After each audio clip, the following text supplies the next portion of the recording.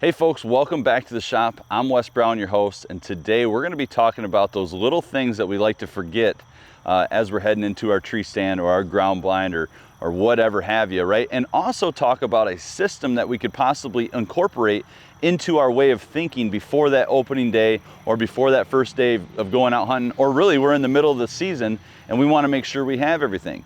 Well, you know, me being the very well-prepared bow hunter that I am, I went into my local bow shop down at Sunrise Archery to take my bow in to get looked at, 10 days before the season.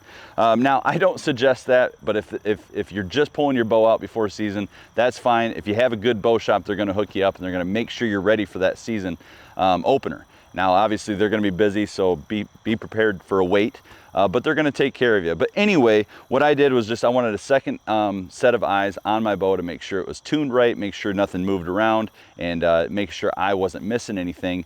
And then what I did is I wanted to talk to them about what are the things that we forget about heading into the woods? What are the things that we need to make sure of that we don't forget? And I went to Sunrise and I also went to MOR Archery, and you'll be surprised of what they had to say about the things that you shouldn't forget or make sure you take into the woods. Yeah. Don't forget your tags.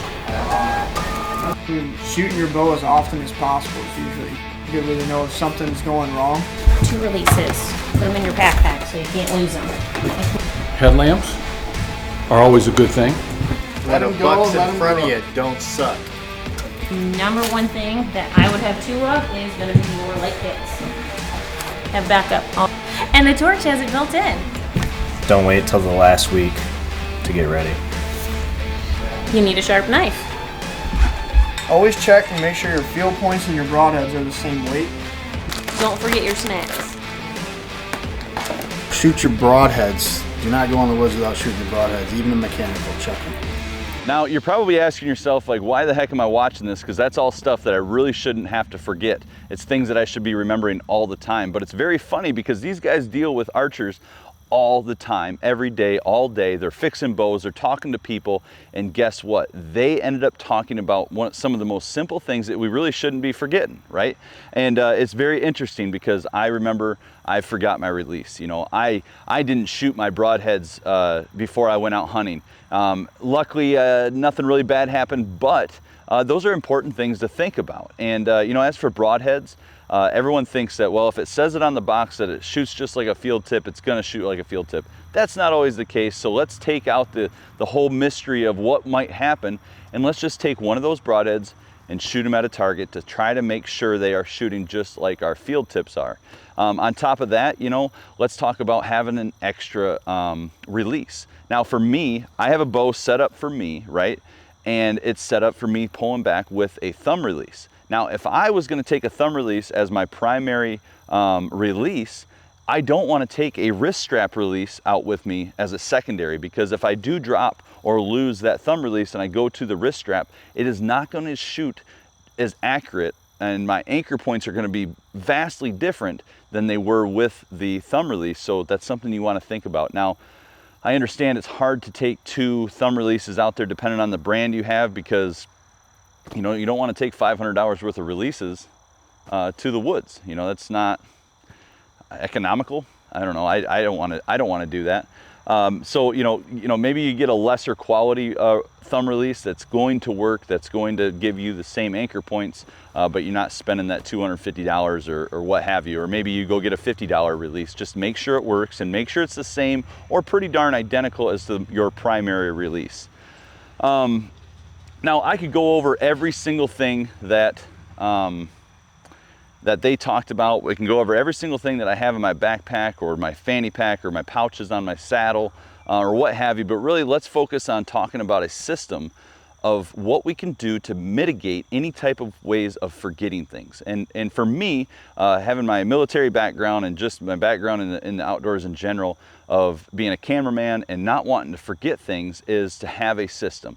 Now, I have my own system in a backpack, I have my own system on my saddle, but let's talk about the essentials. Now, if I was gonna go out and at least try to just get in a tree stand or a ground blind, right? And we assume that our tree stand and ground blinds have everything that we're gonna need in it.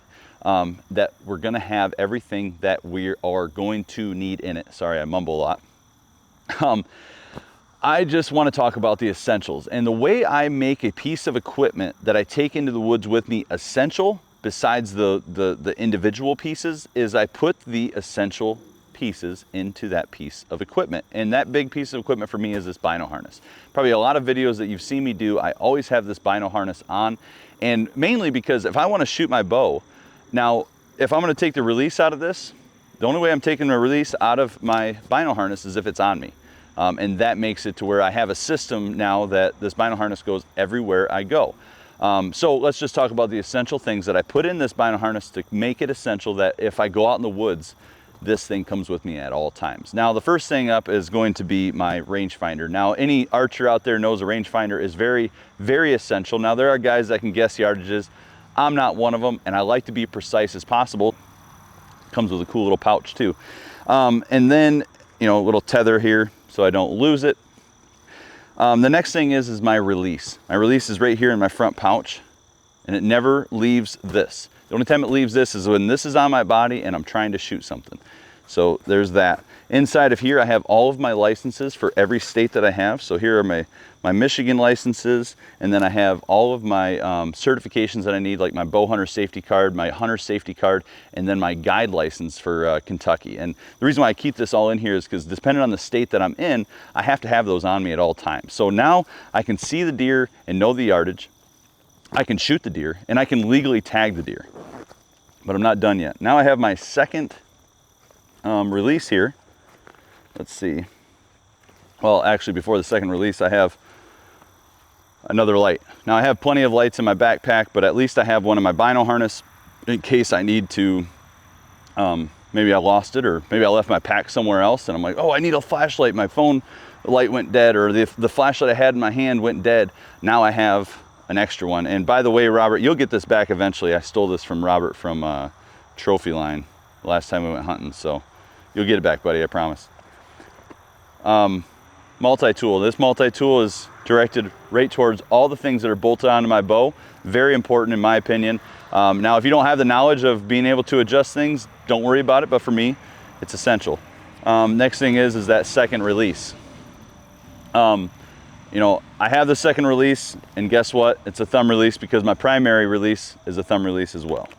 Now, a lot of people might say, well, you need this or you need that, but these are the things that make it very essential for me to hunt successfully, legally, and confidently. And to have that system, in my opinion, is one of the most important things that you could have. So whatever you want to take to the woods, you want to make sure that you don't forget those things.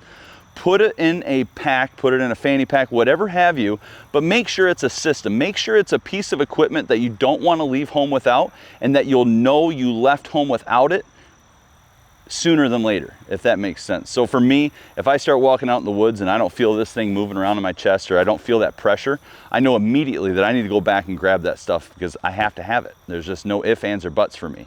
And so if you can find a piece of equipment that you put all your essential items in, and you know that you can't leave your truck or your house or to head into the woods without it, I suggest you do that, because it's going to take a lot of stress and anxiety away, that when you're in your stand, you're like, oh man, did I forget that?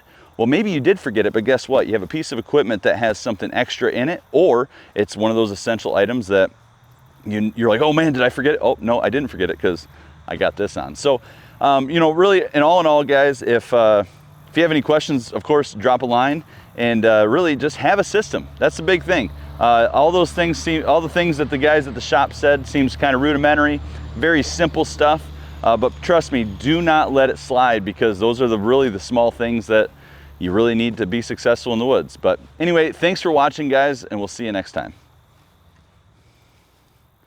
I say we're gonna see you next time, but I'm gonna shoot a little bit.